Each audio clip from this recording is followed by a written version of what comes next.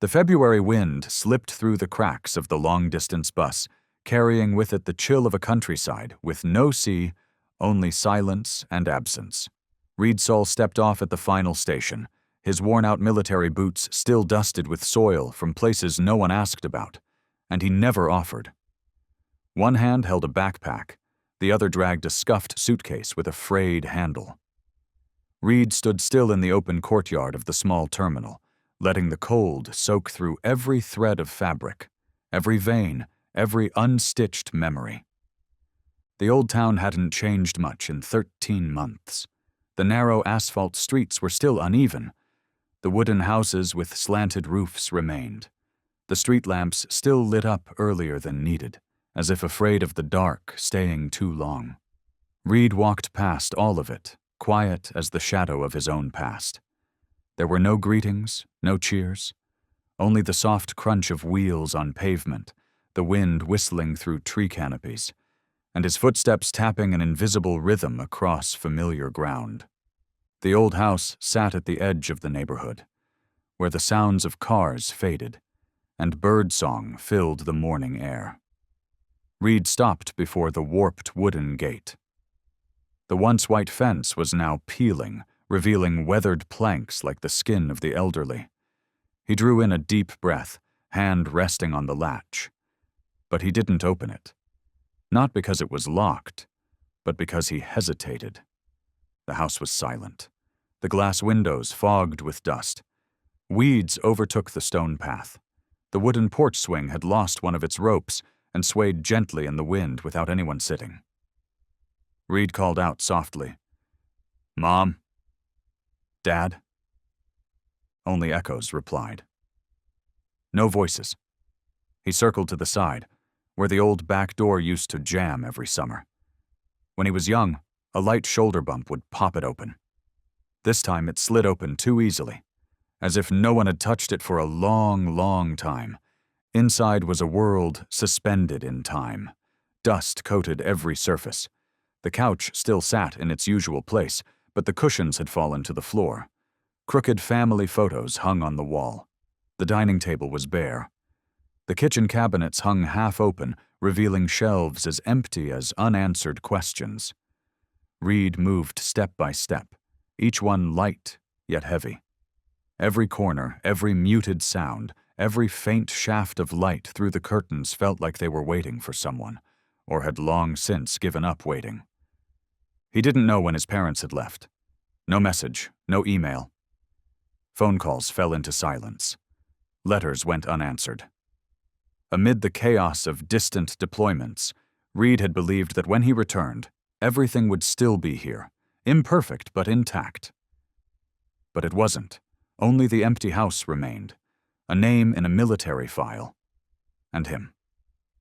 He dropped his backpack beside the doorway, then just stood there as if undecided whether to step in or turn away. Almost on instinct, he walked toward the back, past the rear door, where his mother used to tend her rose garden. Now only knee-high weeds remained, choking the paths. A torn garden net hung across the fence. The wind hissed through rotting wood. And then, a sound. Small, hoarse, broken. A whimper. Reed froze. He turned, scanning the backyard now touched by the last traces of twilight. In a shadowed corner, where the old kennel leaned between two thick trees, he saw a shape. The kennel tilted, nearly collapsed. Boards had fallen off, the pale green paint a mere ghost of its former self. And deep in the darkest corner, something moved. He clicked on the small flashlight attached to his keychain. The thin beam lit up a hunched form, a curled-up body, ribs protruding like iron rods, patches of fur long gone, leaving only rough, dirt-caked skin. A hind leg twisted at an unnatural angle, but the eyes, cloudy as they were, looked straight at him. Reed stepped forward. Slowly, as if walking toward a version of himself he had forgotten. In the trembling light, he saw the old collar around the creature's neck, rusted, cracked, but still bearing a single word. Shape. His heart stopped. Shape, the dog he had raised from the first days of enlistment. Not just a pet, a companion, the only one who shared his bed the night before deployment. The first being who curled beside him when he trembled on his first night home from the front. The one who never asked, never judged, only stayed, on time for meals, silent when needed, and present precisely when Reed no longer believed he was still human. Shape was the soul that taught him how to stay calm through panic. When the explosions in his head wouldn't stop, when darkness refused to lift, only Shape stayed, pressed beside him, still, breathing slow, watching him, watching until Reed could bear to look at himself again, without fear. The day he received new orders, Reed couldn't take Shape along. A kind neighbor had promised to care for him. Reed had believed. He had kissed Shape on the forehead and whispered, "I'll come back. Wait for me."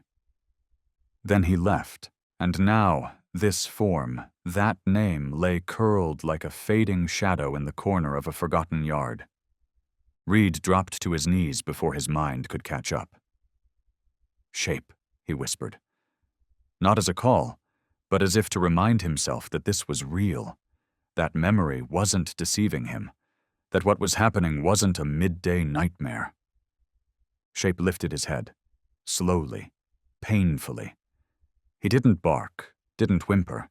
He only breathed, heavy and thin, like the final wisp of smoke in a cold room. Then he moved, not with the eager spring of old times, but with the drag of sheer will, inch by inch, tremble by tremble. The rear of his body no longer responded. But still, he tried. Somehow he dragged himself forward until his dry nose touched the tip of Reed's boot. And then, with what seemed like the very last flicker of consciousness, Shape pressed his head against Reed's leg. Not to beg, not to plead, but as if to say, "I know you. I've waited, and now I'm here." His tail gave a small wag just once, then went still. Reed broke. Not in tears, but in the silent, violent scream of a heart tearing open. He gathered Shape into his arms, gently as one would hold a fragile spine. The dog's breath came in fragments, his chest rising and falling in painful labor. Reed whispered, "I left you behind, but you waited. You really waited for me."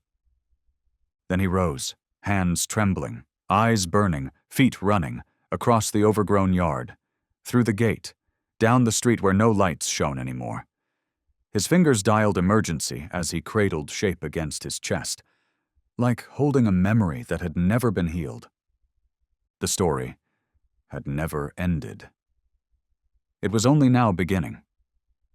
In that weak, broken whimper, Reed knew something was still alive. And the only thing he could do was not let it die again. Shape lay quietly in Reed's arms like an old rag, weightless, almost without form.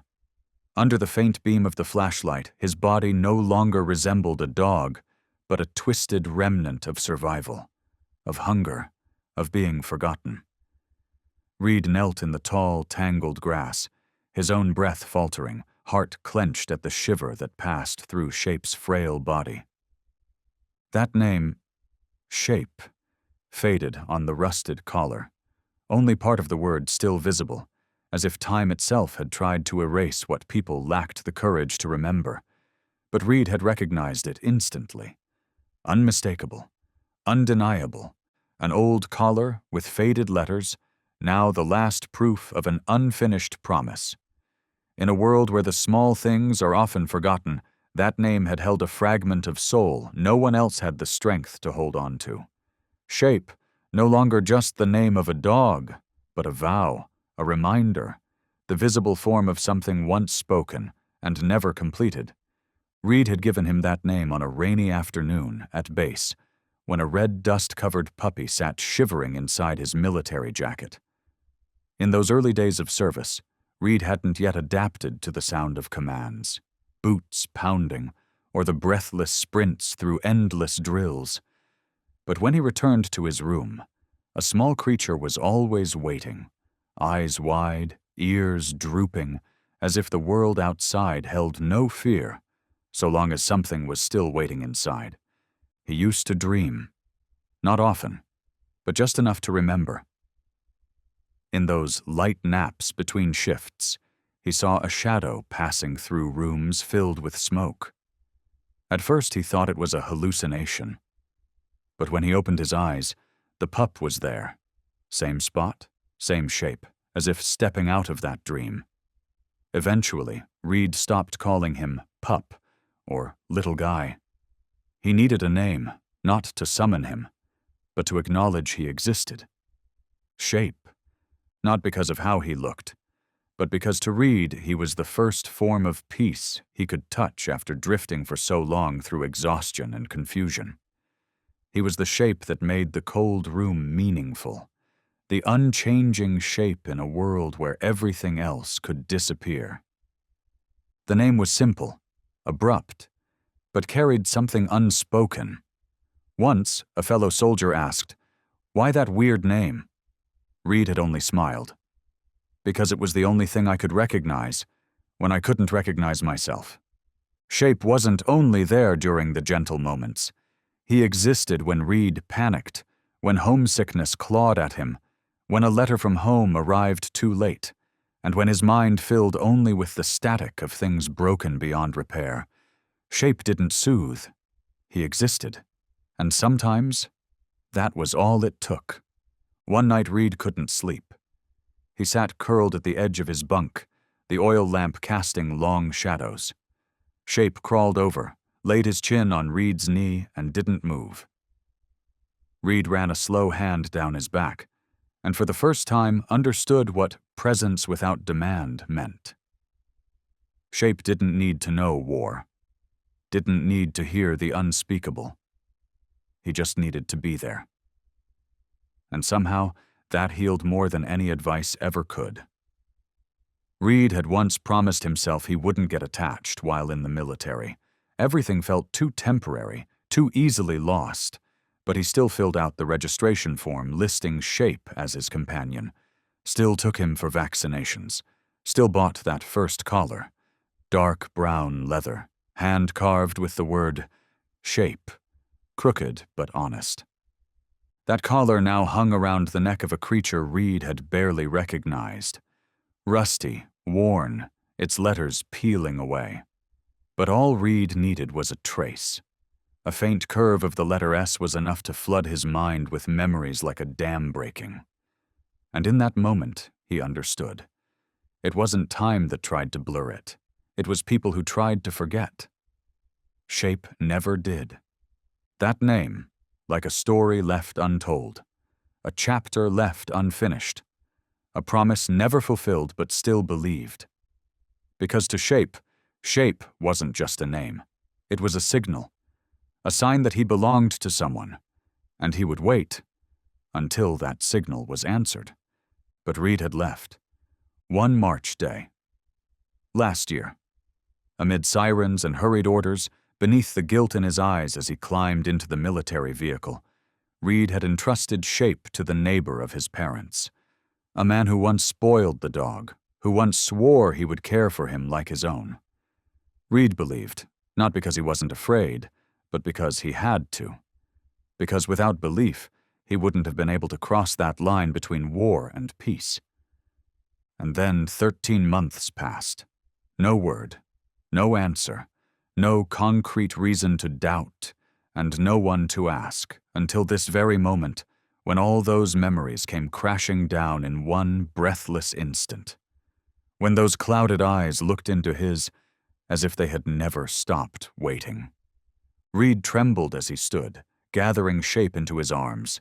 His body was terrifyingly light, his bones visible beneath dry, stretched skin, scratches unhealed, a hind leg twisted unnaturally, dried blood caked along his tail and hips. Reed dared not speak, afraid that if he did, the moment would shatter like a dream too fragile to exist. His phone buzzed in his pocket. a low battery warning. He quickly dialed the emergency vet hotline, his voice hoarse and broken. "There's a dog, abandoned. He's dying. I need help. Now please don't ask questions. Just send someone." The operator responded with a voice so calm it felt inhuman.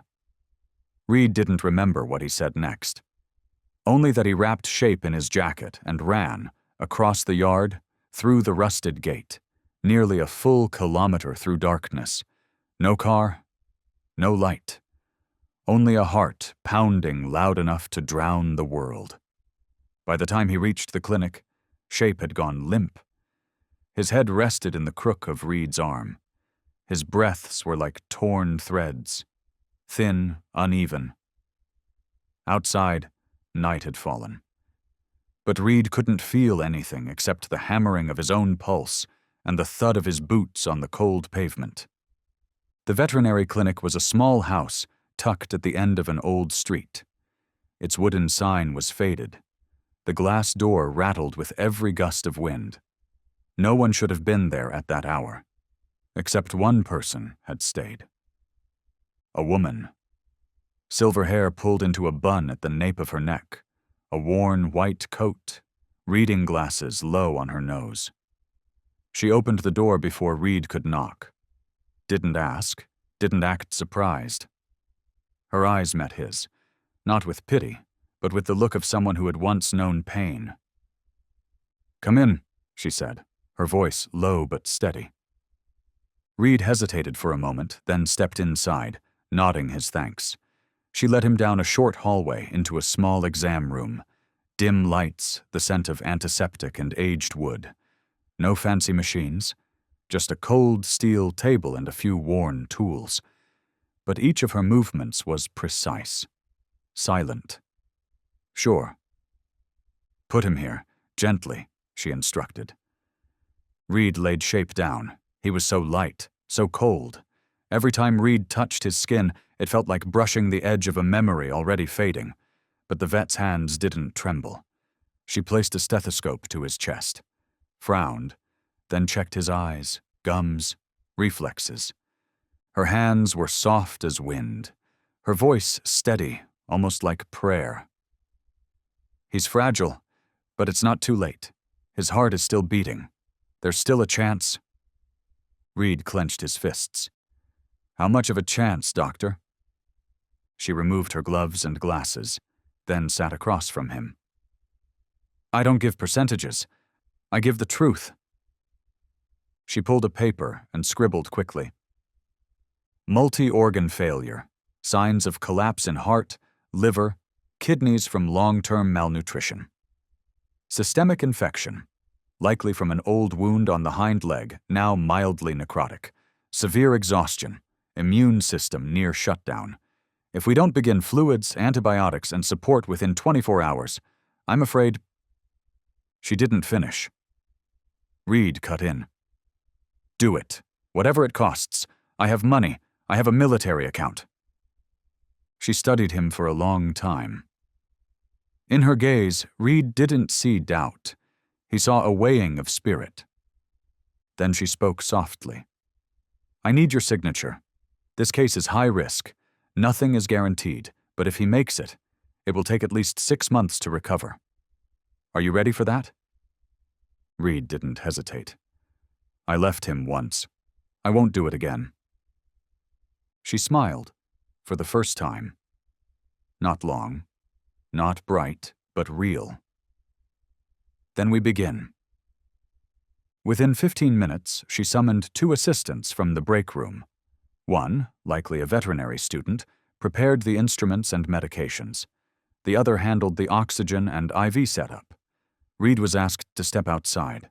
He stood behind the glass door, watching. Inside him, everything felt frozen.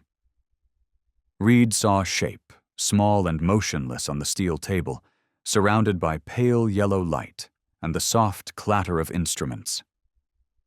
Each time the heart monitor gave off a long, sustained beep, Reed held his breath. Only when it resumed its steady rhythm did he dare to breathe again. Time passed slowly. Each minute felt like a year. Reed sank onto the plastic chair in the hallway, his face buried in his hands. Outside, it rained. Not heavily, but just enough to make everything colder. After a while, one of the assistants came out and handed him a paper cup of coffee. "She's good," he said. "If anyone can save your dog, it's her." Reed nodded, saying nothing. Inside him, thousands of questions, thousands of regrets, thousands of dark possibilities screamed all at once. But beyond that door, there was only one remaining hope. When Shape was taken into the treatment room, Reed stayed behind in the hallway, unmoving. Pale green walls, a crooked clock. His hands rested on his knees, lightly trembling. It felt like coming back to a chapter of memory that had never been closed. He didn't know how long he sat there. He only knew that, in those moments, everything came back. When Shape was just a pup, he used to bite Reed's bootlaces. Every morning, as Reed got ready to leave, his big military boots became the dog's favorite game. He didn't tear them up. He just gently clamped down and tugged backward, as if to say, "Just a little more time. Stay with me a bit longer." Once, Reed pretended to scold him. "No, Shape, I'm late." But the wagging tail, the bobbing head, the clear, trusting eyes made it impossible to walk away. Sometimes, the young soldier sat back down, retied his boots just to steal one more minute with his friend. Shape always leapt up when the door opened, even if Reed had only stepped out for 5 minutes. Whether he was taking out the trash or buying bread, the sound of keys in the lock was enough. Shape would be there, jumping like Reed had returned from across the world. There was no concept of time in a dog's loyalty. To Shape, every return was worth celebrating, worth bounding into Reed's arms with full, unshaken faith. Shape had the habit of lying beside the bed, refusing to sleep until Reed did. At first, Reed thought it was just a clingy behavior. But then there were nights he tossed and turned, unable to sleep, his mind full of ruins from training drills. Shape was always there, eyes open, silent, his head near Reed's hand. Only when he heard Reed's breath calm did he slowly close his eyes and begin to breathe softly, careful not to wake him. And then, the nightmares began. They didn't come often, but when they did, they came like crashing waves. Reed would jolt up in the night, shirt soaked with sweat, hands trembling, eyes wide in panic like he was still inside a trench. In that chaos of darkness, Reed didn't know where he was. And then, a touch. Not a hand, not a voice, but a wet nose against his palm, a warm breath on his skin. Shape had risen, no one knew when. He didn't bark, didn't whine. He just sat beside him, unblinking, watching, a gentle lick on the wrist, a soft nudge to the chest. And like magic, Reed's heart began to slow. The nightmare didn't vanish, but it had something to anchor to. The first time, Reed thought it was coincidence, but it happened again, and again. Every time the nightmares came, Shape was the first thing to bring him back to earth. No command, no signal, just a touch, a breath. No sound was more soothing than that breath. No therapy more powerful than the quiet presence of a soul that never left. One winter, Reed couldn't sleep for a whole week. He was so restless that he couldn't open his eyes during the day. Shape, instead of sleeping at night like usual, stayed awake too. He sat beside him, not nudging, not pleading, just being there. Reed cried that night, not from pain, but because he didn't feel worthy, and still he was loved. Still he was trusted. Another time, right before deployment, Reed was packing. Shape followed his every step. When Reed sat to fasten his backpack, Shape placed his chin on his knee. When he packed up his gear, Shape brought over his favorite toys, a torn rubber ball, an old sock Reed had forgotten, as if to say, "Take me with you. Take the familiar with you." But he couldn't. Reed had hugged Shape one last time and whispered in his ear, "I'll come back. Wait for me." Shape didn't answer. He simply licked Reed's hand, then sat on the porch, watching the military truck roll away like a silent statue. Now, sitting here in the hallway, recalling all of it, Reed felt every memory fall into place. Together they formed a single, clear shape. The shape of a promise no one kept. But one soul had kept it anyway. Shape hadn't forgotten, hadn't blamed, hadn't grown bitter. He had waited. And that, more than anything, was what Reed couldn't forgive himself for. Because sometimes, what breaks a man isn't the sound of gunfire. It's the memory of a tail once wagged, a pair of eyes that once followed, a promise once made, but never kept. He had promised to return, but like so many promises made during war, it had been swept away by sand and time. Only one thing remained. Shape had kept his word. He had waited, even if that waiting meant loneliness, hunger, pain, and being forgotten. Even when no one cared, even when everyone left. He stayed, like a piece of memory that had never disappeared. An old collar, with faded letters, was now the last remaining proof of an unkept promise. In a world where people often forget the small things, that name had preserved a fragment of soul no one else dared to hold on to. Shape, no longer just the name of a dog, but the name of a vow, a reminder, a tangible shape of something once spoken and never completed. That night, Reed didn't leave the veterinary clinic. He slumped in the hallway, eating nothing, sleeping even less. Sometimes he stood and paced in front of the treatment room. Every time the door opened, his heart clenched. Every time the surgical light flickered on, his spirit sank. And then, at 4 a.m., the doctor stepped out and sighed. "He's stable, out of critical condition. But from here, it'll be another journey. Long, hard. He'll need you with him." Reed jumped to his feet, disbelief flooding his face. He'll live?" She nodded. "If there are no complications, if you follow every instruction, he's a fighter, but he needs someone to fight with him." Reed collapsed onto the edge of a table, gripping it tightly. He didn't cry, but cold sweat dripped down his face, as if his body had just been released from some invisible vice. She placed a hand on his shoulder. "Come early tomorrow. I'll guide you through his care. But tonight, let him rest." Reed nodded. And when he looked back through the glass, Shape was asleep. Gently. No more tremors. No more broken breaths. A creature once thought lost, now resting, bathed in warm light, surrounded by steadfast hands. And he knew.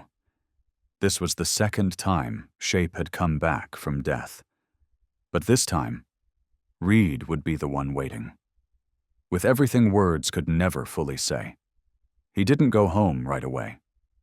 Instead, Reed sat for an hour in his old pickup truck, forehead resting on the steering wheel.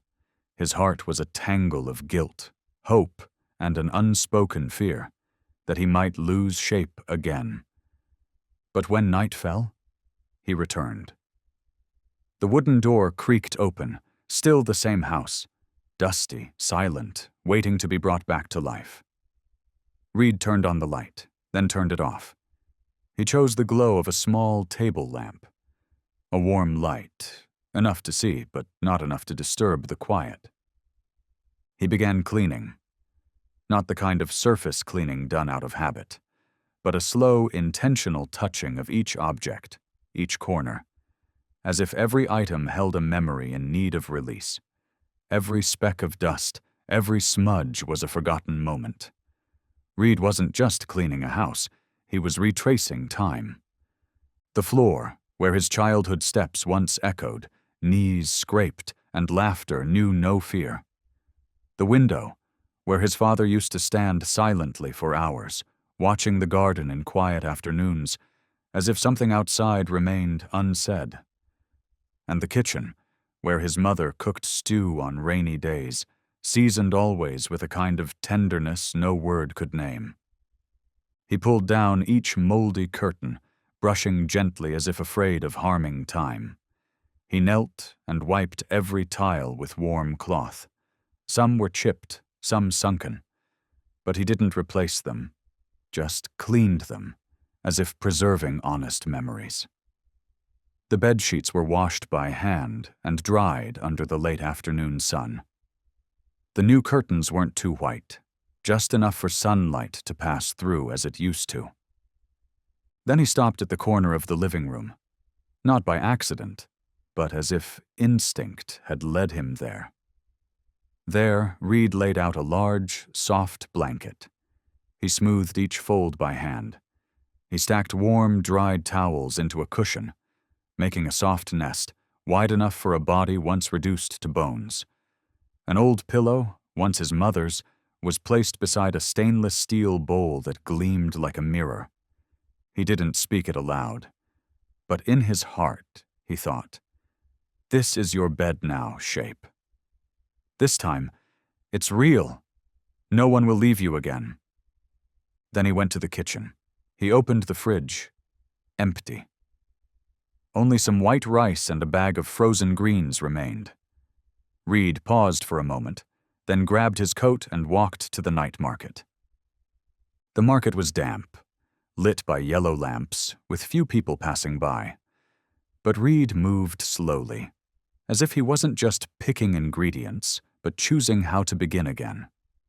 He selected fresh beef, tender, low-fat, baby carrots, pumpkin just ripe.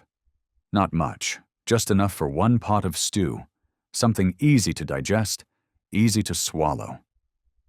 Back home, he peeled each piece, carrots diced into tiny cubes, pumpkin carefully peeled with a dull blade, so he worked slower but more gently.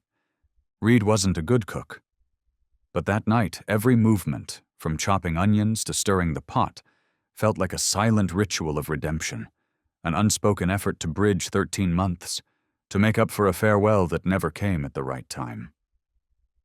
The stew began to boil. Its gentle aroma filled the house, slipping through door cracks, wrapping itself around the curtains, drifting all the way to where Shape lay sleeping. The air softened. There was no need for bright lights, just the warm golden glow from the kitchen and the mingling scent of meat and vegetables, as if home had never left. Reed didn't eat. He just sat there, watching the soup bubble in silence. His gaze drifted far, through the flame, through the steam, to some place not here. Maybe to the image of a younger Shape curled up in his army jacket at the barracks, ears twitching at the sound of boots marching past. Maybe to the last time Shape barked as Reed left home, that look in his eyes as if he wanted to say something, but couldn't. Or maybe to the moment he found Shape in the broken wooden kennel, barely breathing. When life had become so thin, so fragile, that even a single step away might have made it disappear forever. Reed carried the bowl of soup to Shape's bedside. The scent made the dog's ears twitch slightly. He didn't open his eyes, didn't move, but his chest rose more visibly. Reed took a spoon, scooped up a small portion, and brought it gently to the edge of Shape's mouth. He didn't eat, but his lips trembled, like he sensed something familiar. Reed whispered, "It's okay, tomorrow's fine. We have time." And this time, Reed truly believed it. That night he lay on the floor, just a breath's distance from Shape. No thick blanket, no bed, just a thin layer of fabric beneath his back. But for Reed, it was the only place he could rest, because from there, if Shape needed him, he would hear. Every tiny action, lifting the lid, wiping the bowl's rim, folding a warm towel, became a form of presence, not to be thanked, not to be noticed, but a quiet message to the sleeping creature beside him. This time, I'm not leaving. And the house, once abandoned, began to warm again. not from rising temperature, but because two souls had chosen to stay, one learning how to care again, one learning how to trust, and between them, a small bed, a handmade stew, and a scent that never left. By morning, Reed returned to the clinic. The doctor greeted him with a soft smile, no questions needed. She helped him place Shape into a fabric-lined basket, wrapped carefully like a child. Shape opened his eyes, blinked slowly, weak but aware. Reed exhaled deeply. At home, Reed set the basket gently in the middle of the room.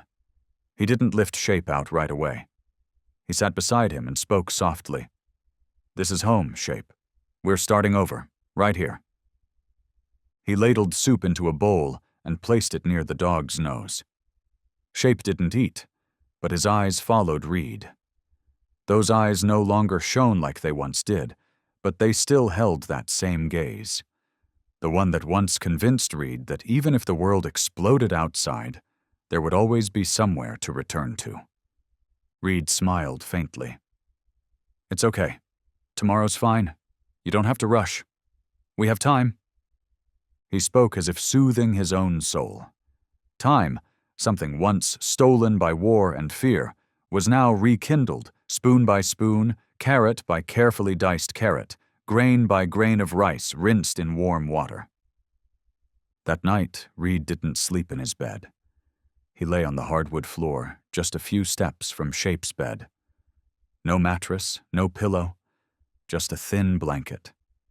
But to him, it was the only place he deserved to be. Because some apologies cannot be spoken.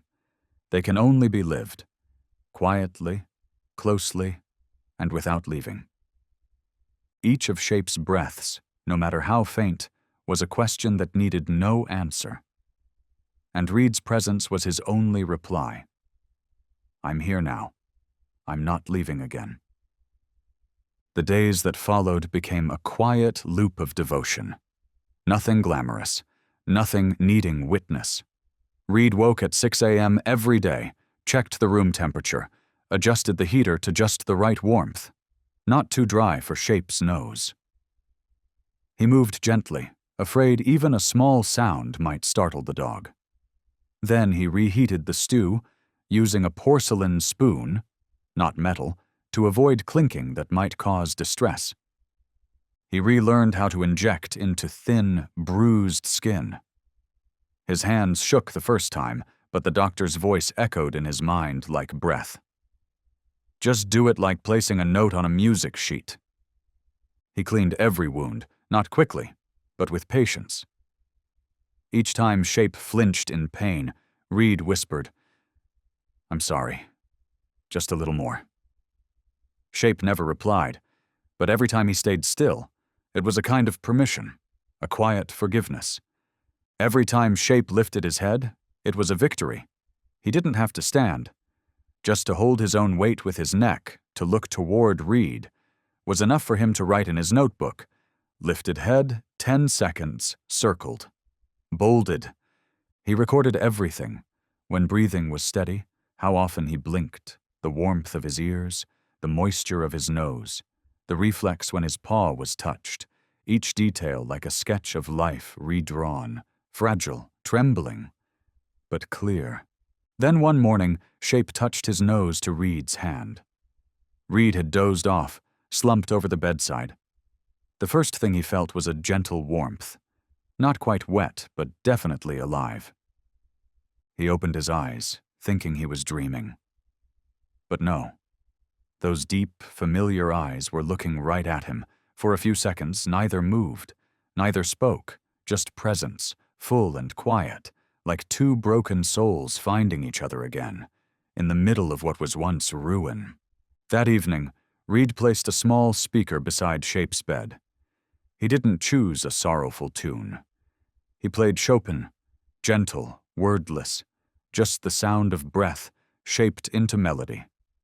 He sat beside Shape, one hand resting lightly on the dog's back, feeling every rise and fall of his chest. Not steady, but rhythmic. A sign of return. Reed no longer saw Shape as an abandoned dog. He was proof of something larger, of endurance, of a love that needed no words. Each time Reed tore a piece of meat into tiny shreds and placed it at Shape's cracked lips, he wasn't just feeding him. He was saying, "I still believe, and I believe in you." The house began to change.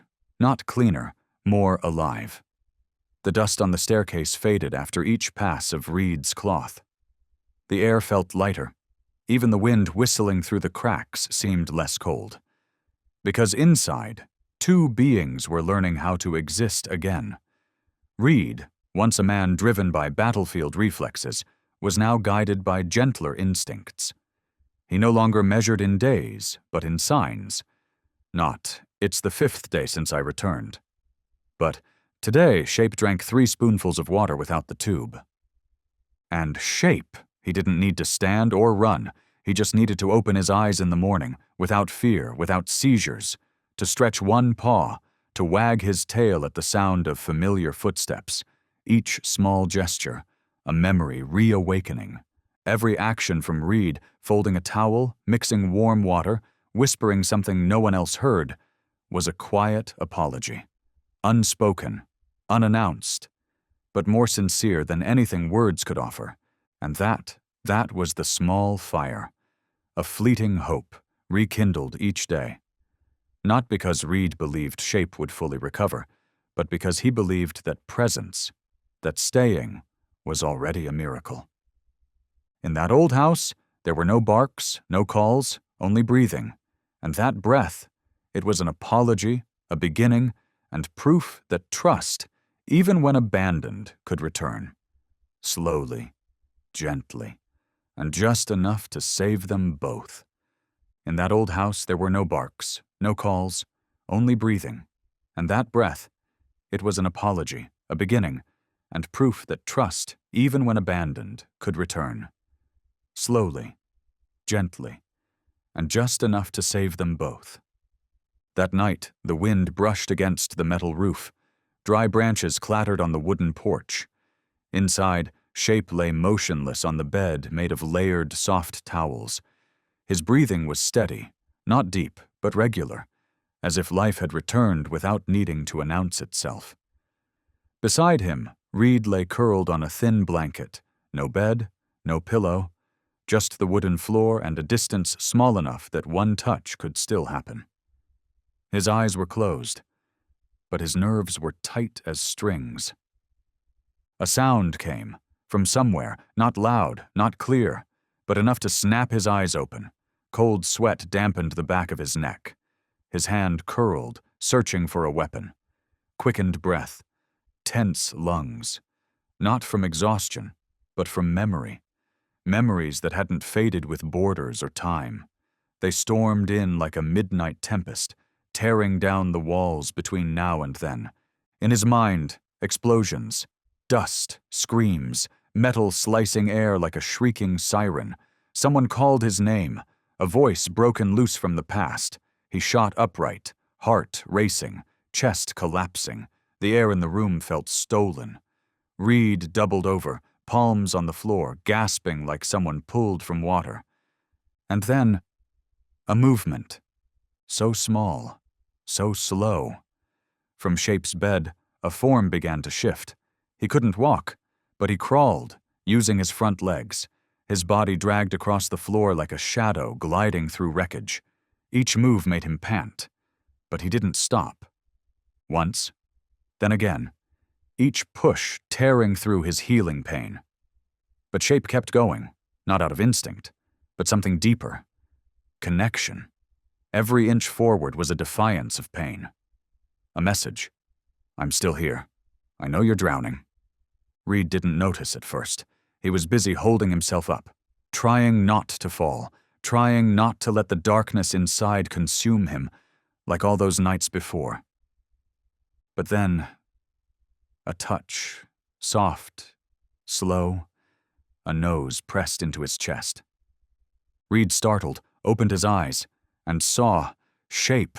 The dog had placed his head on Reed's chest. No bark, no whine, just closed eyes and breath, a slow, wide, steady breath. Each exhale filtered through pain, but unbroken. Reed let go. sat still, and let himself tremble. But this time, not from fear, because now he knew he wasn't alone. Shape said nothing. He couldn't. But he had dragged himself through pain, through the line between reflex and consciousness, just to reach Reed, to lay his head there, on his chest, like an anchor, a milestone, a launch pad for something beginning again. They sat there in the dark. No one spoke, no one moved. A man once screaming in dreams, a soul once waiting in ruins. Now reaching each other in the only way they still believed in. Presence, no promises, no expectations. Just staying. The wind outside whispered through the cracks in the doors. Moonlight draped its silver hue across the old wooden floor. And there, in the middle of it all, stood a man and a creature once left behind. They breathed, together. No reasons needed, no words, only the knowing that someone was still listening. And if you listen long enough, a soul can step into another's dream, not to speak, but to remind, I never left you, not ever. That night, between the rhythm of breath and the scent of old wood, between panic and peace, between trauma and the present, Reed knew he had been saved. Not by medicine, not by therapy, but by a single touch. A touch from a creature who had never learned how to give up. You came for me?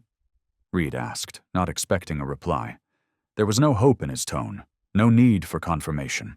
Just a voice breaking through from deep within, where cracks had never sealed. But in Shape's fragile breathing, there was a subtle tremor, like wind brushing the surface of still water. Not sound, not reflex, just breath, carrying more meaning than any word Reed had heard in all his years as a soldier. A response without language, but one that pierced through the thickest armor in his soul. Reed didn't sleep again that night, but he no longer shook, no longer curled beneath cold sweat, no longer sat upright in darkness, straining for ghosts. Shape, still there, his head resting on Reed's chest, was breathing, steady, slow, just enough to remind Reed that life was still present, no matter how thin it seemed. And in that moment, a weary soul, once abandoned, stepped into the dream of a soldier who thought he'd lost the ability to dream. A soul, with 4 weary legs and broken breath, touched the deepest part of a man's heart. Not with strength, not with sound, but with existence. The next morning, when sunlight filtered through the faded curtains, Reed woke. His eyes stung, not from nightmares, but because for the first time, he felt light. As if he had finally let go of the pack he'd carried across miles without knowing why he couldn't put it down. Shape was still there, right beside him, sleeping, not curled in fear, not gasping for air, just a tired being, finally allowed to be tired. No need to brace, no need to be ready for war, and that was what brought tears down Reed's cheeks, silent and unstoppable. He rose from the old blanket and went into the kitchen. The tap water was still freezing, but he boiled it, brewed tea with dusty old bags, and played a quiet instrumental track. The sound, soft as breath, seeped gently into spaces inside him that had once been frozen solid. He sat beside Shape's bed and opened his notebook and wrote, Night 6. No startling, no medication. Maybe we're starting to trust each other. From that day on, Reed slept beside Shape every night, not out of fear he'd relapse, not out of worry, but because he too needed something real, a breath, a heartbeat, another soul nearby, to keep from falling again. Some nights, Shape crawled closer. Other nights, he simply lay still, breathing soft as mist. But every night, there was breathing. And that rhythm, it was what tethered Reed to the world. The old house, once a ruin of absence, slowly changed. Not through furniture, not through paint, but through presence. A small plant on the windowsill, once thought dead, began to bloom. Sparrows returned to the roof, and mornings, once the worst part of the day for Reed, no longer felt like threats. He began waking early, not from panic, but from wanting to see Shape breathe in peace, wanting to make soup before the dog woke, wanting to let Chopin play softly before the sun rose. And for the first time, he didn't need sleeping pills. One night, Reed dreamed. But it wasn't a nightmare. In the dream, there was a golden field under the setting sun. There was wind rustling the tall grass, and in the distance, a dog running free, no leash, no bandages, no signs of pain, no gunfire, no blood, no bodies, only light, and a peace so deep that when he awoke, tears soaked his pillow and he didn't know why. Shape touched his cheek, not with his paw, not with his nose, but with a lick, gentle, clumsy, as if still learning how to connect again. And just that was enough to make Reed laugh, a short, soft laugh. But real! He placed a hand on Shape's head, stroking from brow to neck. An act that had once been reflex, now returned as privilege. He whispered, uncertain if aloud or just in his heart, "Thank you." And in the light of a cloudless day, with sunlight spilling through dusty blinds, Reed looked at Shape and murmured, "I came back for you. But maybe you're the one who brought me back." Mornings in the old house were no longer frozen in a numbing silence. They had become something else. Still quiet, yes, but no longer cold. Stillness remained, but it was peace, not emptiness. Reedsall woke before the sun, made himself tea, put on soft music, swept the floor, jotted down notes in a small notepad. For the first time in months, he felt there was something about today worth waiting for. On the small bed in the corner of the living room, Shape stirred. At first, just a tired yawn. Then slowly he lifted his head. A small motion, yet one that held the weight of the universe. His frail neck trembled with effort. Amber eyes looked at Reed, then at the water bowl placed nearby. Reed remained still. No urging, no coaxing. He simply placed a hand on the table's edge and waited. Shape moved. One leg, then another. Starved muscles convulsed. Fractured joints seemed to plead for mercy, but he didn't stop. Inching forward, breath quick and shallow, hind legs clenched tight, he stretched his neck, and his tongue touched the surface of the water. Reed nearly broke into tears. He didn't clap, didn't cheer. He simply bowed his head, hands clasped together like someone giving thanks. In that moment, there was no rescuer. No rescued. Only two living beings, learning how to exist all over again. From that day forward, Shape no longer needed the bowl right next to the bed. Reed placed it a little farther each day, recording every distance in his notebook. Day 10. Shape moved 70 centimeters on his own. He still couldn't stand, but he could crawl, to the food bowl, to the sunlight, to Reed's side each night. As for Reed, he gave up sleeping pills. At first, the nights were hard. His body twisted in restlessness, eyes wide open to the ceiling, ears alert like they were trained to hear gunfire at any second. But then, he remembered the breathing, not his, but Shape's. Soft, long, even. He inhaled in time with that rhythm, exhaled the same. And strangely, he slept. The first breakfast he made for himself was oatmeal and eggs, coffee brewed by hand, not the quick-dissolve kind. He set 2 plates on the table, one for himself, one for Shape, still the same slow-cooked stew and mashed vegetables. Shape never finished his portion. But every spoonful swallowed lifted a little weight from Reed's chest. They began to find rhythm. Not fast, not perfect, but real. Mornings, wake early. Noon, sunbathe.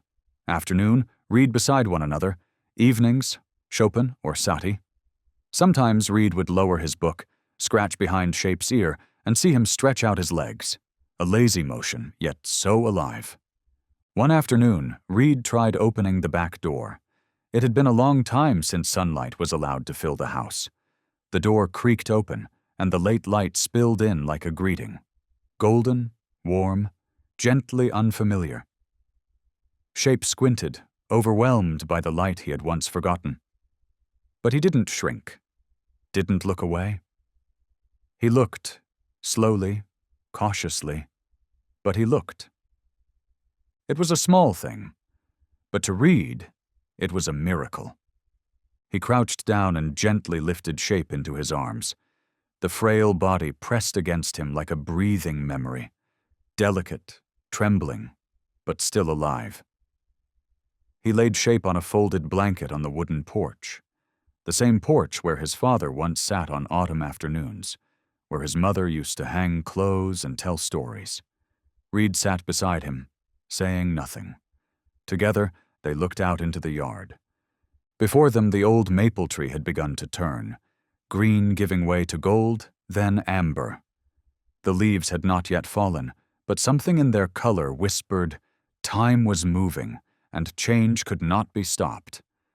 A light breeze stirred the canopy, and in that moment a sparrow landed on the mossy fence. Shape's ears twitched, then his tail wagged, not fast, not strong, but it moved. A small motion, carrying an entire universe of return. That night, as the house settled into its hush, Reed wrote in his notebook, Day 15, he saw the sky. So did I. Days 16 through 19 passed slowly. Nothing obvious changed. But Reed sensed that every joint in Shape's body was relearning how to live. He began stretching his neck more. Every morning, when sunlight hit the wooden floor, he would try to crawl toward it and lie still. Reed didn't help. He just watched quietly, sometimes plucking an old melody, sometimes reading aloud, like his mother used to do. Day 20, Shape held himself up on both front legs for a few seconds. No warning, no signs. Reed was chopping vegetables in the kitchen when he heard the floor creak. He turned. There was Shape, trying to stand, front legs trembling like young trees in early wind. Reed didn't rush. He stood nearby, solid as a wall, but didn't touch. And when Shape collapsed, Reed sat beside him, patting his lap. Shape crawled to him, slow, painful, but purposeful, rested his head on Reed's knee. They both breathed. They both were. That kind of understanding. No words could carry. Day 25. Reed began tying a soft cloth around Shape, like a support harness, and walked with him out into the yard. He didn't call, didn't urge, just walked beside him. When Shape grew tired, they stopped. When Shape lay down, Reed lay down too. They watched the sky, counted clouds, listened to the wind through branches. One day, Shape slipped, fell hard, panting until his lips turned bluish. Reed didn't panic. He knelt beside him, cleaned his belly, stroked his spine gently, and whispered, We're not in a rush. You don't need to go anywhere. Day 30. The air turned crisp. Dew clung to the grass. Reed led Shape to the yard, like every morning. But today, Shape did something new. He stood, trembling, on all four legs. His eyes looked toward the house. Reed froze, throat tight. That image, a creature once too weak to move, once known only by breath, now standing, even for a few seconds, was something no language could ever capture. You don't have to go anywhere, Reed whispered, his voice barely audible. Just stay. From that day on, every afternoon came with footsteps, not far, not steady, but steps nonetheless. And those steps weren't about leaving. They were about presence, about proving that what once broke could bloom again. At night, when classical music floated through the old house, Reed sat down to write. The handwriting was crooked, but honest. Day 32. He doesn't look at me like a stranger anymore. Day 35, the house began to smell like life again. Not just the scent of soup or tea, but the kind of air that had been breathed in by two souls who once thought they were lost. The scent of freshly washed rugs, of windows left open, of clothes sun-dried under real sunlight. Reed realized he had turned the lights on without fear, had played music without needing to drown out the sound of his own heartbeat. Day 40. The cactus on the windowsill bloomed again. A single milky white flower opening in the golden sun. Reed didn't say anything, but there was light in his eyes. And then one morning, without warning, before the sun had fully risen, while the air still held the scent of night dew, Reed woke. He turned his head and saw a shape standing beside the bed. Not crawling, not dragging, standing on all four legs, trembling but balanced. "Good morning, soldier," Reed said, his throat tight. No bark, but Shape stepped forward and touched his nose gently to the back of Reed's hand. One slow wag of the tail, then stillness. His gaze was no longer lost. It was focused. And that focus was here. From that moment on, they entered a new place. They no longer counted days as time ticking away, but as moments of rebirth. There was no need for goals, no need for plans. Because for souls who had fallen to the deepest silence, the first steps weren't meant to lead somewhere. They were meant to stay. A week later, on a sunny weekend morning, Reed decided to take Shape to the park, for the first time since the long days of rebuilding. Not far, just a trail that circled a small lake. There were trees, there was wind, there were children laughing near the grass. Shape rode in a cart Reed had modified himself.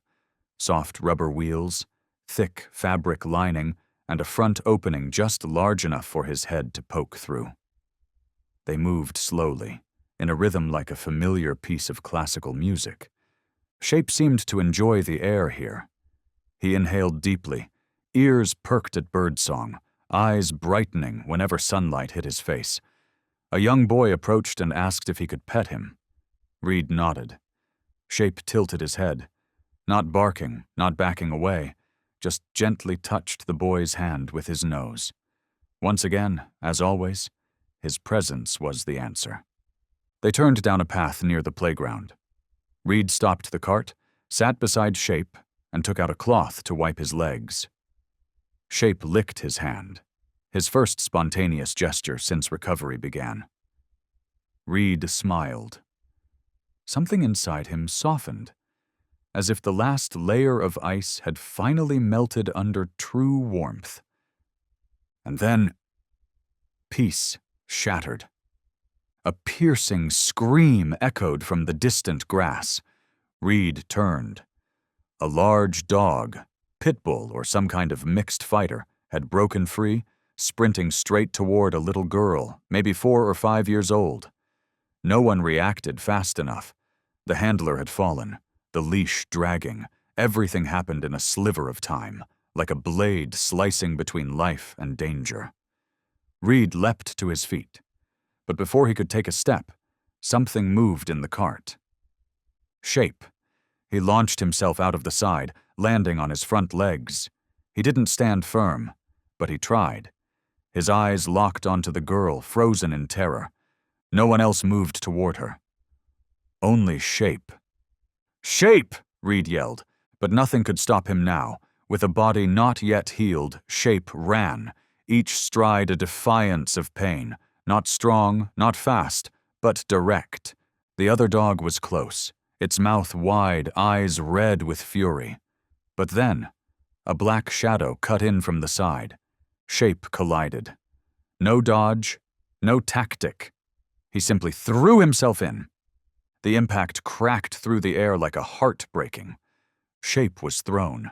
His body flipped, arcing for a moment, then slammed into the ground with the heavy thud of something dropped from great height.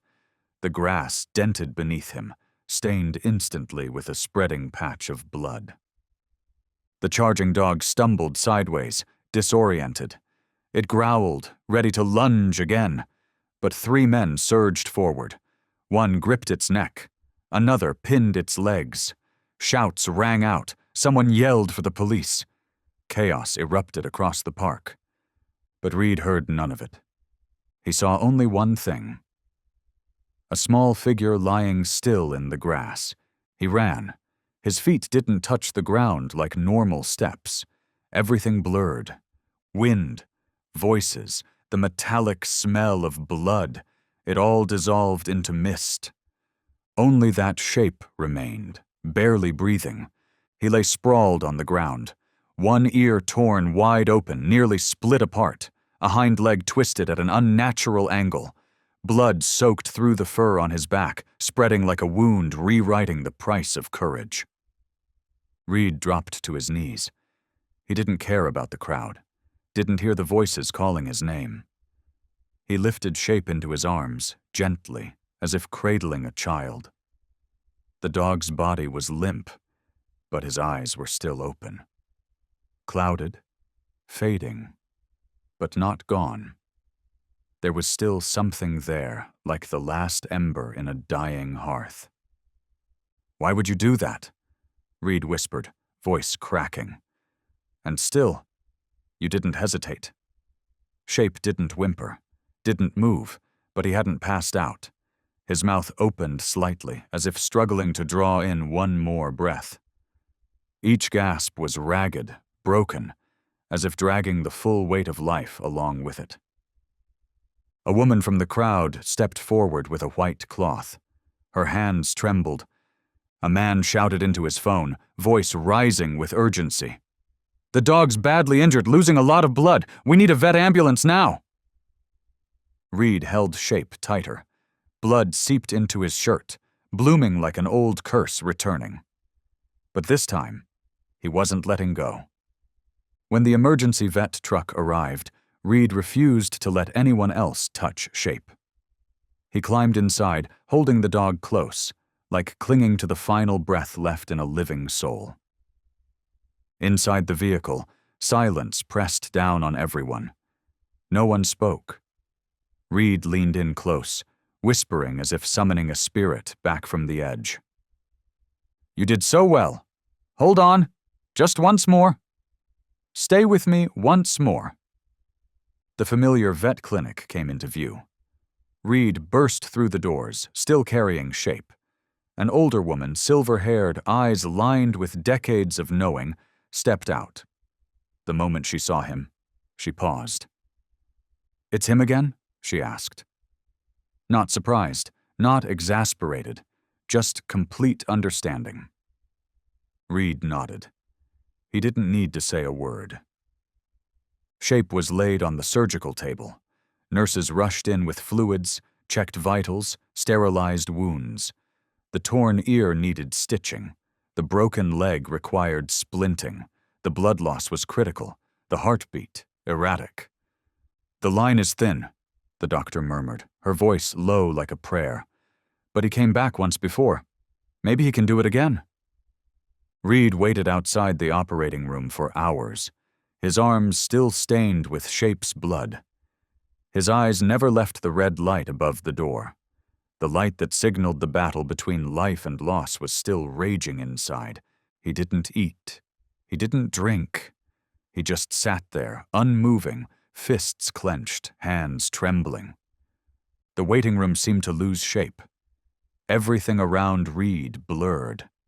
The flickering neon light above him pulsed like a soulless reminder that time was still moving forward, even though his soul had frozen in that moment when Shape collapsed on the grass. He no longer saw a hallway or a hospital, only the image replaying, Shape's run, no hesitation, no turning back. A leap carved from sheer will, lodged forever in Reed's memory like an arrow that could never be withdrawn. He remembered those eyes just moments before, eyes that had seen something far away, and still chose to stay. No command, no signal. Shape didn't run because he was triggered. He chose to run because it was the right thing to do. Reed closed his eyes, hands still clasped. How many times had he sworn to protect Shape? How many promises had he whispered, vowing he'd never let the dog suffer again? But once again, it was Shape who stepped in. It was Shape, body broken, lying silent in his arms while the world looked on. "You're not just the dog who was saved," Reed murmured, throat burning. Each word scraped out like it tore through him. "You're the one who saved me, twice, and now, a little girl too." No one needed to hear it, but it had to be said, like a confession to himself. The light went off. The red light above the door stopped blinking. The door slowly opened. A wave of antiseptic and cold air drifted from the recovery room. The doctor stepped out, pulled down her mask. Her eyes were tired, but they hadn't given up. "He's stable, but very weak. He'll need close watch. He'll need you beside him." No questions, no explanations. Reed stood, as if the weight on his shoulders had disappeared for a moment. His legs were still numb, but his heart was allowed one normal beat again. He stepped inside. The room was cold, still. Every medical device beeped in rhythm, heart monitor, oxygen line, transfusion drip. But through all the sounds, one rose above the rest, the soft, steady breathing of Shape. He lay there, on a clean pad, his fur shaved in places, revealing rows of stitches, one ear torn and bandaged, the back leg set in a cast. A blood bag hung above, the tubing gently swaying with each weak pulse. But he was breathing. He was alive. Reed sat down, said nothing, just one simple act, placing a hand on Shape's head. His touch was so light it didn't disturb the wound, but firm enough that Shape would know. Someone is here. Someone came. He didn't cry, didn't smile. He just left his hand there, as if holding on to something that had come heartbreakingly close to slipping away forever. His hand was warm. His other hand gripped a crumpled notebook, the one where every step of recovery had been recorded. Something softened in Reed's chest, like an exhale barely heard, carrying tears that no longer needed to fall. Since returning to his hometown, he had never truly been sure he was alive. He existed. He breathed. But inside, all was ruin. Only when he laid his hand on a creature that had brushed against death did he finally feel what it meant to live. Because love doesn't have to be loud, and courage does not always roar. Sometimes courage is a silent leap into danger while others scream. It's a gaze that never waits for praise. It's a dog with broken bones and blood-stained fur who still chooses to stand in front, not behind. Another life. Reed looked at Shape. His breathing was weak but steady, not gasping, not fading. He breathed to say, quietly, that he had chosen to stay. Reed remembered it all. The park, the scream, the blinding sun, and that small figure bursting out from between two stunned adults. No one thought he could run. No one imagined he would choose to. And what broke Reed's heart more than anything was this. Shape hadn't thought of the cost. He didn't know he would break a leg. He didn't know his ear would tear so deep it would need stitching. All he knew was that a life needed protection. And that was enough for Shape to decide. Reed sighed, leaned forward, his forehead resting gently against Shape's. Cold, but alive. "You didn't have to," he whispered, a quiet confession to himself. "But you did." And sometimes, the only thing that keeps a person from feeling lost in this world is knowing that somewhere there is a soul, wounded, fragile, who still chooses to protect you with all they have left. Shape had done it again. No command, no call. because for him, staying was not just survival. It was living for love. Reed slid his chair back and sat beside the recovery bed for the entire night. The lights in the room stayed on, but his eyes finally closed, not from exhaustion, but from peace. And in the first sleep he had known in countless nights, he dreamed of a wide field, of sunlight, and a shadow running toward him. No gunfire, no blood, just grass, warmth, and a soul who had chosen once more to stay and walk beside him. The story of the dog who saved a little girl in the park spread like wind. Someone had captured the moment Shape leapt, not to a command, not pulled by a leash, just a lone dive into danger. The video swept through social media with the headline, "Backyard Guardian."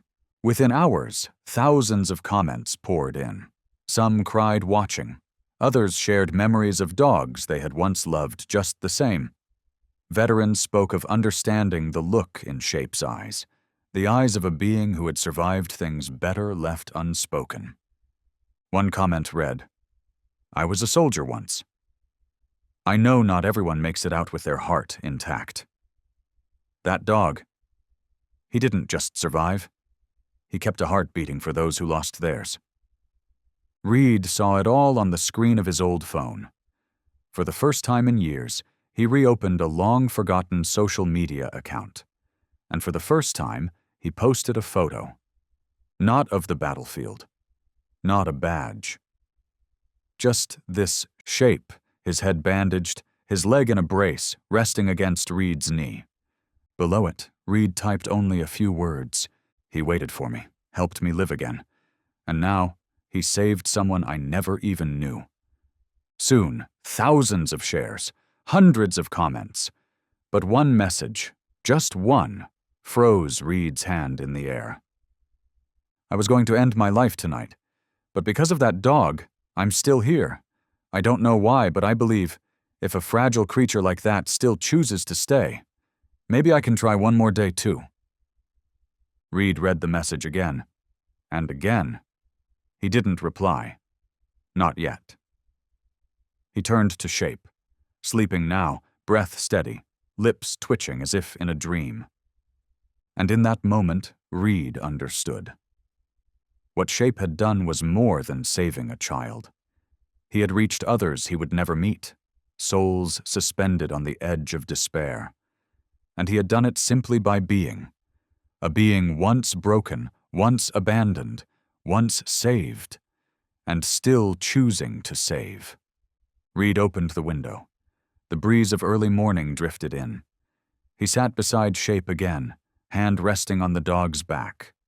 The other hand held a pen, and he wrote, "Day 41. We're not whole yet, but we're learning to stay, for something, not for ourselves, but for someone else." That morning, the press came knocking. Reed declined interviews. But when a reporter asked if he had anything to say to those who had been touched by the story, he answered, "Not everyone needs a dog, but I believe we all need something to remind us. There are still beings out there who choose to stay, even when the world has never been kind to them." Later that day, the woman who had sent the message wrote again, "I bought a small flower pot, placed it by the window. For the first time in months, I want to see what it becomes." Reed smiled. A smile not for himself, but because he knew. Shape's story didn't end with him. He didn't just save one person. He saved the scattered pieces of those who once believed no one had the patience to reach them. An old man sent a photo.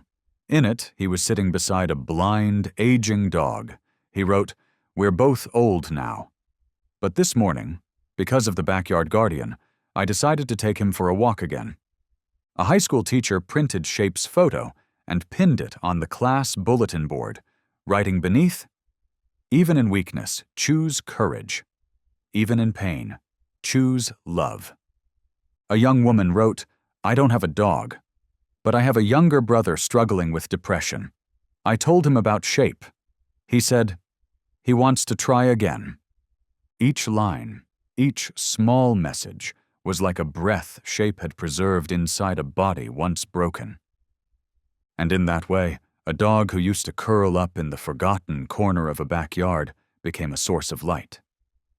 Not because he barked the loudest, not because he was trained to fight, but because he chose to love, chose to stay, with everything he had left.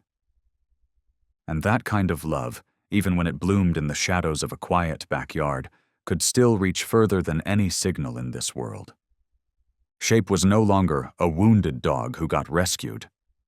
He was a living memory, a testament to something deeply simple, that sometimes, to change someone, you don't need strength.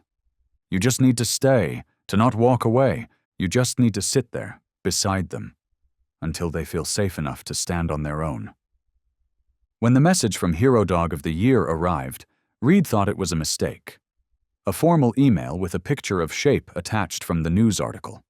They wrote, "We would like to honor Shape as a living symbol of courage and healing." Reed read it and closed the laptop. He didn't reply. Not because he wasn't proud, but because Shape was still recovering. His leg was still bandaged.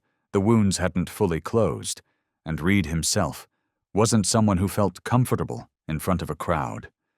He was used to silence, used to being behind the scenes, used to seeing the world only from a window, from a small kitchen, through the eyes of a dog. That evening, Shape lay on his old bed, the blanket folded neatly beside him. Reed sat nearby, one hand resting on the dog's back. He whispered, "We don't need a medal. You've been a hero for a long time." Shape didn't answer, but his tail moved. A soft wag. Not strong, not certain, but clear. And his eyes, they were the same as the very first day. Quiet, but full of direction. The next morning, Reed reopened the email. This time, he replied. He accepted the invitation. The journey to the awards ceremony wasn't long, but for Shape, every step was a small test. First, the car ride.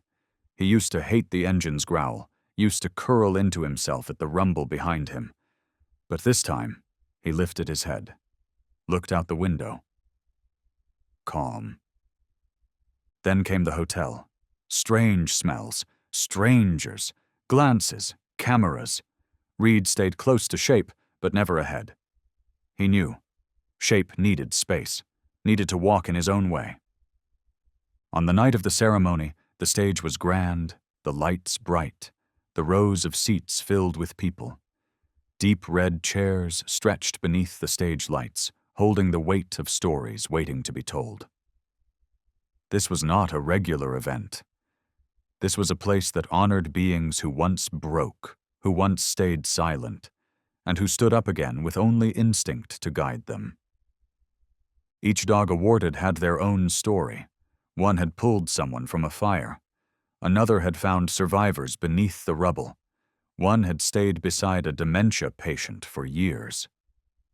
The hall echoed with applause. Tears. Awe. Then came Shape's turn. The lights dimmed. A video played on the screen. It opened with Shape lying in the mud, eyes hollow. Then a clip of him trembling as he stood for the first time in weeks. And finally, the footage of him launching his body to shield the little girl from the attacking dog, his back soaked in red. No narration, just soft music and the sound of breathing. Reed stood beside him, wearing a suit, white shirt, black tie. For the first time in years, he dressed neatly, not for attention, but to honor the soul standing beside him. The host invited them onto the stage. The lights softened. Every eye turned toward the aisle. Reed bent down and placed his hand on Shape's collar, a small gesture, but full of weight. We're not here for applause, just to remind them that one soul chose not to turn away. Shape lifted his head. his eyes fixed on the glow ahead. Then he walked, slowly, but steady. Each step carried the memory of pain and the strength to rise again. Under the lights, his coat shimmered like silver. The room held its breath. The entire audience rose to their feet. Not because he barked, not because he performed, but because he was there. A presence real and beautiful beyond any story. On stage, the host handed the medal to Reed in honor of Shape, a star-shaped medallion engraved with the words, "Hero Dog of the Year." Reed took the medal. He didn't say much, just raised a photograph, an old picture, where Shape leaned gently against his knee after the day they saved someone. The image was faded, but the eyes in it were sharp as ever. He said, "His name is Shape, because to me, he was the first form of trust after so many years of not believing in anything at all." No one spoke, no applause, not even a breath stirred, just silence, not awkward, but reverent. Then someone began to clap, softly, slowly, but it spread like a ripple, and soon the entire hall rose once again, not to cheer, but to bear witness to a soul who had lived true. Reed bent down and stroked Shape's back, the way one thanks a being who never needed words. They stepped down from the stage, not hurried, not proud, but like the final movement of a symphony, ending on its most beautiful, quiet note. The next day, the local paper released a new issue. On the front page, stark against the white background, was a photo of Shape, the dog who once carried a torn and broken body, now sitting upright on the stage of honor. His head tilted slightly, ears raised, as if listening to something beyond applause or announcements. The golden light softened across his eyes. Eyes that had seen war, reflected abandonment, lay waiting for death in a dark cage, and now were at peace. The headline, bold in italic black ink, read, "The Dog Who Didn't Give Up on Anyone." Reed stood at the newsstand in a small store down the street. He didn't grab the paper immediately, just looked at it for a few minutes, as if making sure that what he had lived through had truly been seen, recorded, and acknowledged by the world. Then he took 2 copies. One he folded carefully, slipping it into the inside pocket of his coat, like tucking away a piece of reborn past. The other he brought home. In the wooden cabin that once felt cold and dim, Reed chose a spot by the window, the place where morning light always arrived first. Beneath it was a small bed, lined with soft towels and a light blanket, Shape's favorite place to sleep. Reed said nothing. He simply pinned the newspaper clipping to the wall, smoothing its edges, then sat down quietly on the wooden floor. Shape was asleep, but not long after he stirred gently, then lifted his head. His deep brown eyes found the image on the wall. He couldn't read the words, but he understood everything beyond them. He didn't bark, didn't move much, just stared. A gaze filled with presence, as if to say, "That is me, and that is us." Reed looked back at Shape. His heart softened, not from a sudden wave of emotion, but from a realization slowly settling in. That name, Shape, would never fade again. No longer just a tag carved into a rusted collar. No longer a name only Reed knew and called. Shape had become a story, a symbol, a living proof that a soul, once discarded and silenced by pain, when reached the right way, could become a light for those who never thought they deserved to be seen. That name would be how Reed answered all the questions that once choked him into silence. Whenever someone asked, "How did you survive all that?" he wouldn't talk about prescriptions, wouldn't list the therapists, wouldn't speak of the nights strapped to wires in a dim therapy room, because all of that, while necessary, had never touched the darkest part of him. That part was only reached by a creature who didn't speak, but always knew how to stay. And so Reed's answer would always be, "I had a friend. He didn't speak, but he never walked away." And that alone was enough. One afternoon, a young woman knocked on Reed's door. She didn't say much, just held out a handwritten letter, then turned and walked away. Inside the letter, she wrote, "I once believed no one could understand the weight of loss without having to explain it. But because of Shape's story, I realized I'm not alone. In a world growing noisier by the day, where people search for meaning through louder voices, polished resumes, and glittering speeches, sometimes the one thing that keeps a person grounded is a silence that stays. A breath beside you, a quiet lean against your knee, a gaze that doesn't question. On a pale gray afternoon, with the sun leaning behind the rooftops, Reed heard a knock at the door. Not urgent, not forceful, just 3 knocks, as if the person on the other side wasn't sure they should be there. He opened it. On the porch stood a young woman, small frame, hair tied in haste, eyes shadowed from sleeplessness. She didn't speak, just held out a handwritten letter. Her hands trembled faintly, but her eyes were steady, like someone who had come a very long way to arrive at the right place. Reed took the letter. She gave a small nod, then turned away, without waiting for a single word. Reed closed the door behind him and walked slowly into the living room, where Shape was still resting on the old cushion by the window. The dog flicked one ear at the sound of the door, but didn't lift his head. His tail moved just once, gently, as if to say he had noticed. Reed opened the letter. The handwriting leaned slightly, as if written in a hurry during a night full of thoughts. "I used to believe no one could understand the feeling of loss without needing it to be spoken. I used to believe I was the only one who found the world unfamiliar, even while still living inside my own home. But then I saw the image of Shape, and I knew I wasn't alone." There was a pause. Then the letter continued. "He didn't bark. He didn't look directly at the camera. But the way he leaned into your knee, closed his eyes and breathed, it made me believe that maybe there are beings in this world who don't need language, don't need a reason, and yet still choose to stay."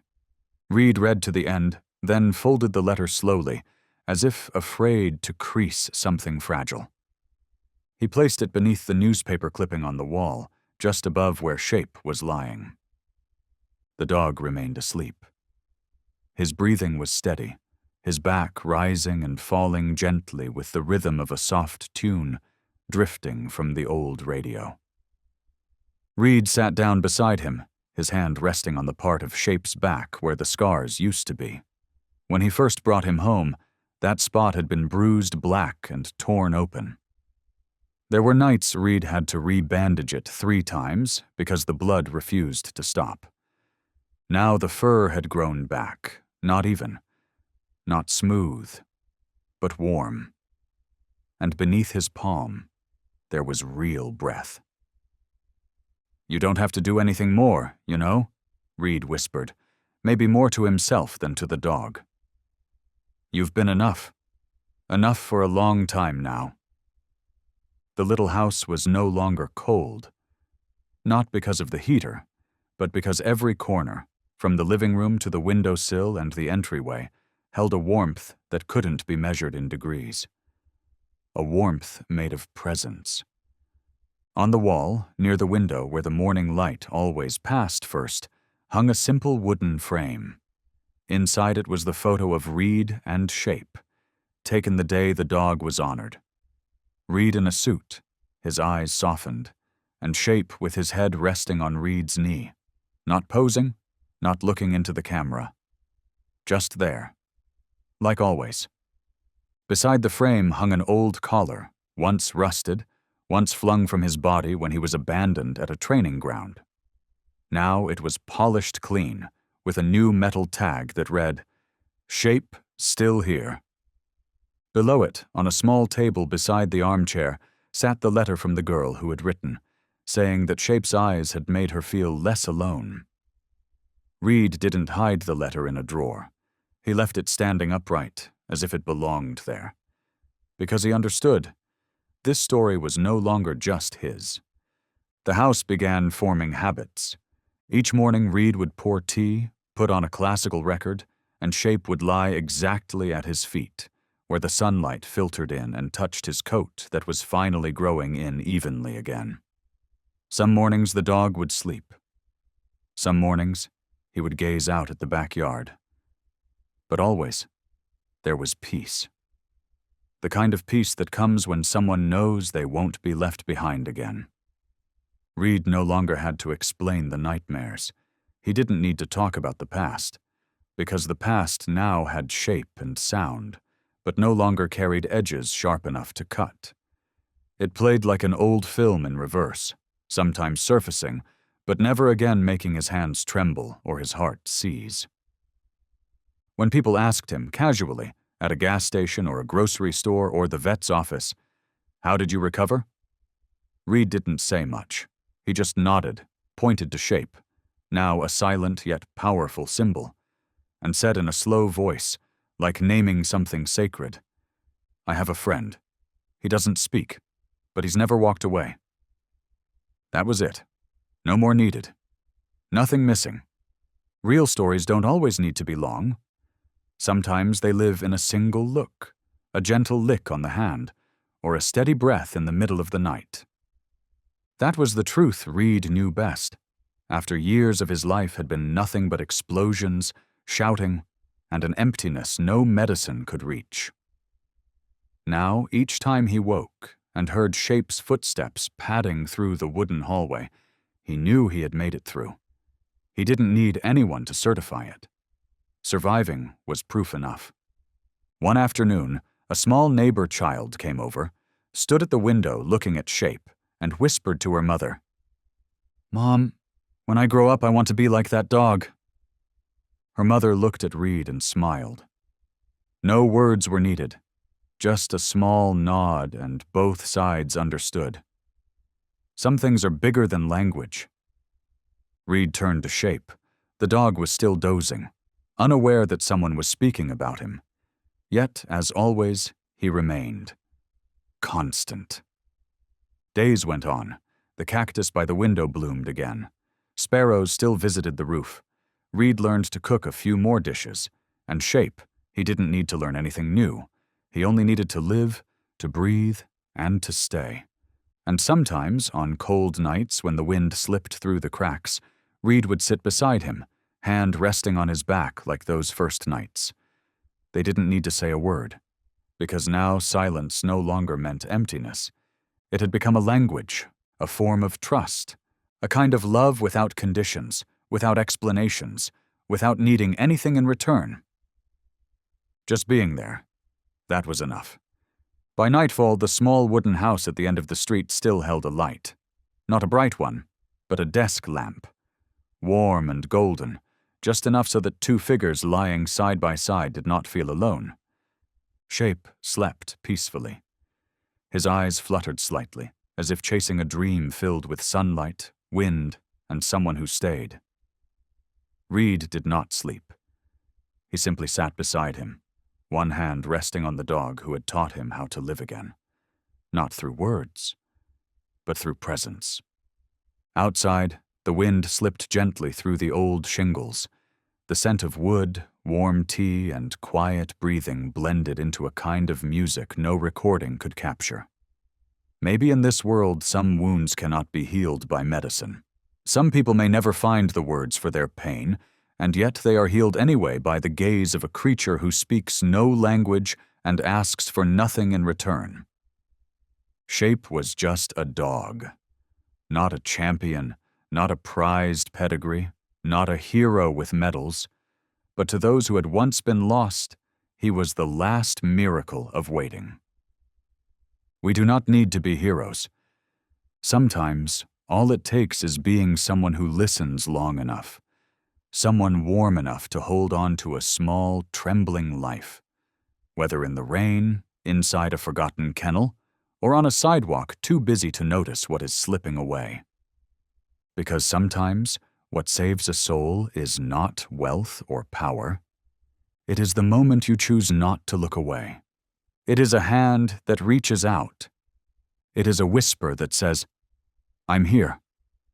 If one day you see a small dog curled up under a street lamp, eyes still holding hope, if you hear a whimper from beneath an old porch, if one quiet afternoon, in the middle of your own busy world, a tiny tail wags your way, not begging, not pleading, just simply being there, then please remember this.